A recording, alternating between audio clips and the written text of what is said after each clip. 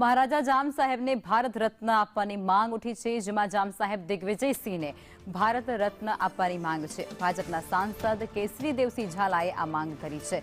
રાજ્યસભામાં કેસરીદેવસિંહ ઝાલાએ આ મુદ્દો ઉઠાવ્યો છે। દેશ માટે આપેલા યોગદાન માટે ભારત રત્નની માંગ તેમના દ્વારા થઈ રહી છે। જામ સાહેબે સૌરાષ્ટ્રમાં 217 જેટલા રજવાડાઓને એકત્ર કર્યા છે। સરદાર પટેલ સાથે રહી અને રજવાડા એકત્રીકરણનું તેમના દ્વારા કામ પણ કરવામાં આવ્યું છે અને દેશ માટે જામ સાહેબે અનેક લડાઈઓ લડી છે તેમનો તેમના દ્વારા ઉલ્લેખ પણ કરવામાં આવ્યો છે અને આ બધી જે બાબતો છે તેને ધ્યાને રાખી અને તેમના દ્વારા માંગ કરવામાં આવી રહી છે। महाराजा जाम साहब दिग्विजय सिंह ऑफ नवानगर को भारत रत्न देने के लिए मैं आज खड़ा हुआ हूं। महोदय, इस देश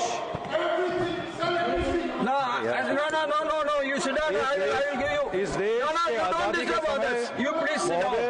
You please sit down. You please sit down. इस देश के अंदर देखिए रजवाड़े कार्यरत है। No. देश को आजादी के कार्यक्रम में आगे बढ़े You don't disturb others. You Sardar please sit Vallabh भाई down. पटेल जो देश के पहले गृह प्रधान थे, उनको जवाबदारी दी गई कि रजवाड़ों को इकट्ठा करने का। 565 से ज्यादा रजवाड़ों में से गुजरात के सौराष्ट्र प्रांत के अंदर 217 जितने रजवाड़े I have also not said anything.